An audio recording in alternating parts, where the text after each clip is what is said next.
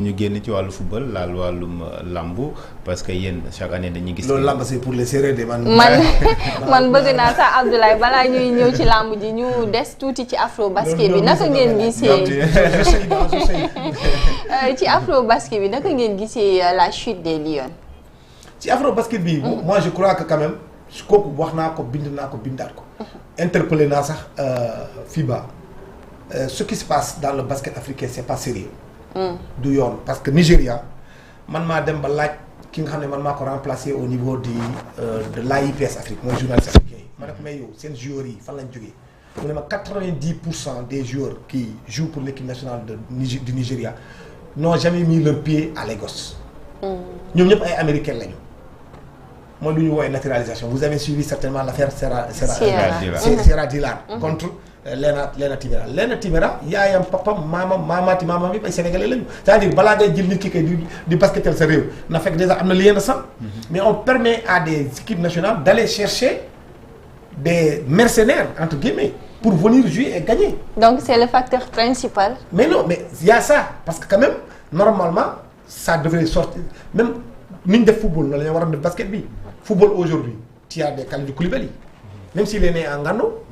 Ses parents sont nés en Gano, il est né en France. Au moins, il faut qu'il y ait quand même un lien entre yow ak dëkk bi ngay basketal. Sinon, Iliman Ndiaye aussi. Iliman Ndiaye, c'est du pareil même. L'homme, c'est un Sénégalais par ses parents. Mais Sierra Dillard, il n'y a absolument rien qui lie Sierra Dillard. À moins qu'on remonte jusqu'à l'esclavage pour voir si elle était. Voilà, comme maman wala maman. Mais au-delà de ça, am na itam beneen aspect boo xamante ni ñu bëri ci Sénégal yi rek ñu ngi ko doon coow. muy wàllum quart de finale bi wàllum demi-finale bi troisième place muy la question de l'arbitrage. Au niveau du basket ñu bëri jàpp nañ que ne arbitrage bi dafa catastrophique tey jii boo xoolee Sénégal ci milieu troisième place bi mooy dernière seconde yi mooy tir bi nga xamante ni Ciara mi ngi ko doon tiré am na benn action boo xamante ni dañoo tiré faute contre le Sénégal loolu sax mën nañ jàpp noonu moo éliminé ñi nga xam ne ñoom ñoo nekk Lions yi mais li question arbitrage bi tout le temps dafay ñëwaat ci wàllum basket lan moo waral. loolu am na c'est vrai qu'il y a eu beaucoup d'erreurs d'arbitrage mais à un moment donné aussi il faut qu'on se dise des vérités les Sénégalais ne sont plus à droite. Ça c'est un gros problème. Depuis le départ d'Astou Traoré, on n'a plus. Aujourd'hui, l'équipe nationale du Sénégal à 60%, c'est Sierra Dillard. C'est ça la vérité. Ouais. Si elle n'est pas là, tu le sens. Et c'est ce qui n'est pas normal. Donc là, l'adresse. Mais oui, les rebonds, tu les perds, l'adresse, les 3 points, les 2 points, tout ça. Il y a tellement de ce qu'on doit marquer par panier, soit qu'on marque on, même s'il y a des erreurs d'arbitrage, doit finir que nous. À un moment donné, contre le Nigeria, mais on avait bousculé le Nigeria, on était même passé devant. Ah ouais. Mais à 4 minutes, le Nigeria a renversé. Exactement. Alors, lan moo ci donc seen apport pour la reconstruction de cette équipe? Mais loolu, je crois qu'il faut travailler à la base encore. C'est-à-dire que la première des choses, loolu, ça fait partie des chantiers de l'État. Parce que la plupart de ce que nous voyons ici, aujourd'hui, les joueurs, par exemple, boo jëlee bopp, boo jëlee ñëpp fu ñuy entraîner, ils s'entraînent à l'air libre. Or, le basket, c'est des salles fermées.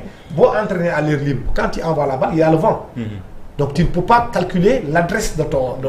Ça c'est un gros problème parce que li nga gis fii basket yëpp c'est à l'air libre. Mais basket foo ko mos a gisee ñuy def jouer basket à l'air libre. loolu il faut qu'on multiplie comme ni ma waxee nii léegi l'État dafa war a def des terrains de proximité pour le football. commune bu nekk jusqu'au amont mu am au moins benn terrain clôturé de proximité pour que les gens puissent pratiquer le sport de leur choix.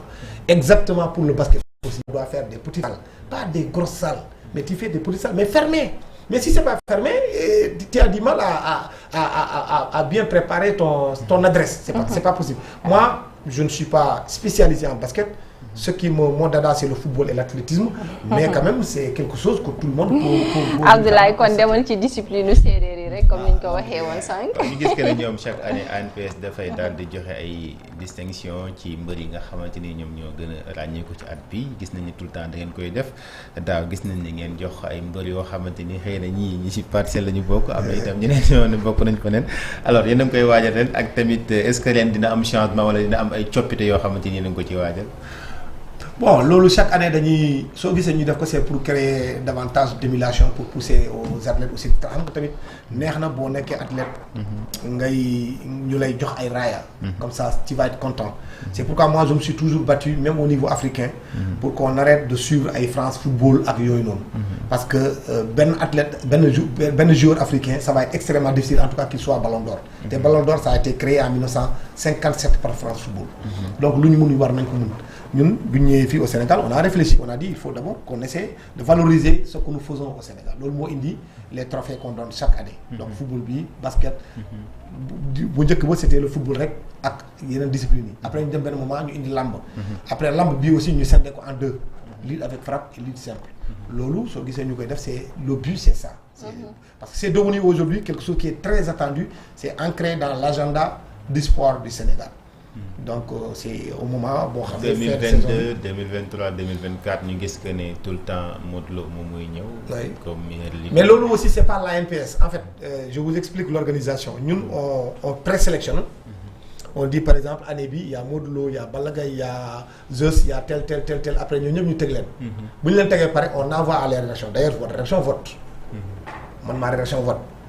Le vote de ma rédaction peut être différent du vote de votre rédaction. Mais nag après on cumule les voix. Kan moo gagné ça c'est pas pour que les gens comprennent du ñu ñooy yëg jékki-jékki rek désigner. Ce sont les journalistes sportifs qui sont dans les rédactions qui choisissent. Football bi bu ñëwee footballeur international Sadio Mané a ngi nii Nicolas Jackson a ngi nii. Qui vous pensez avoir été le meilleur footballeur sénégalais à l'étranger au niveau local qui vous pensez avoir été le meilleur footballeur sénégalais au niveau local. Lamb ji aussi avec frappe saison bii nii est-ce que c'est Franc est-ce que c'est Modou Lo est-ce que c'est Balla Gaye après vous votez à l'issue du vote nag par premier bi il a 5 voix le deuxième a 3 voix le troisième a 1 voix et ainsi de suite c'est comme ça qu'on procède. D'accord xanaa rek ñu dellusiwaat tuuti ci afro basket bi avec la démission de Djillar Sierra alors naka ngeen ko gisee réellement est-ce que c'était le moment. Loolu aussi il y a eu un quiproquo au début les gens ont cru que c'est une démission mais après il est revenu elle s'est réexpliquée pour dire que elle continue avec le Sénégal elle fera de son mieux pour se battre parce que elle se sent un tout petit peu redevable avec le pays elle se battra elle va continuer à se battre pour mu indi le Sénégal au moins l'or parce que elle y tient et je crois qu'on est plus loin vraiment de toucher le Graal. D'accord. En tout cas ce serait une excellente récompense pour ce qu'il a donné pour notre pays ce que notre pays lui a donné. Très franchement j'aurais souhaité que balaa muy bàyyi Sénégal mu gagner quelque chose pour le pays quoi. C'est extrêmement important parce qu'elle a fait énormément de sacrifices pour être à cet afro-basket là. CHAN bi tey moom moo nekk match d'ouverture ñi nga xam ne ñoom ñoo nekk sunu gaynde yi lan lañ mën a xaar parce que ñoom ñoo nekk champion à titre est-ce que tey jii mën nañoo jàpp mu nekk poule boo xamante ni du compliqué si ñoom mën nañoo dem àgg ba fi nga xamante moo nekk final comme ni ñu ko defee woon champion en titre moom du baax ñu gis la sax mënoo génn match de poule est-ce que tey jàpp nga ne mettre nañ toutes les dispositions pour que ñoom ñu dugg ci championnat bu baax mën a dem ba gagner ko.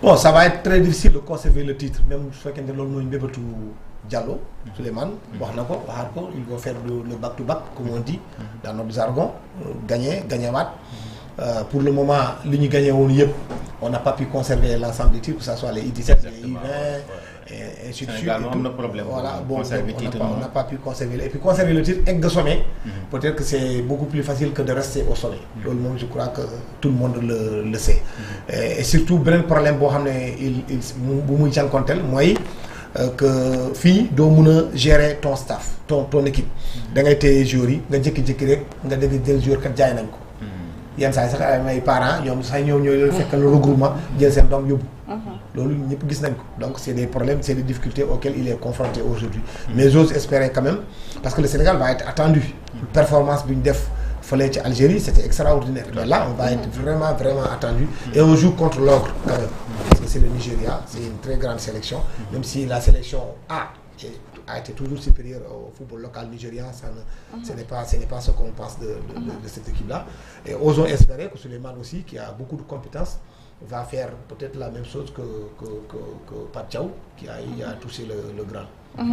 Une dernière question rek ci football xanaa avant-dernière Nicolas Jackson ñu gis que ne moom ak foofu Chelsea gis nañ ne jamono bi ñu bëri ñu ngi wax que ne sax moom dafa war a dem parce que Chelsea am na benn attaquant boo xamante ni jënd na ko te Nicolas Jackson gis nañ ne performance yi nga xamante ni wane na ko daaw tey xëy na bu demee ci beneen club boo xam ne am na fa plus de temps de jeu dina ko gën a yokk ay performance am dina tax itam mu mën a briller bu baax équipe nationale jàpp nga ne dafa war a dem wala dafa war a rester fu nga xam ne moo nekk diwaan si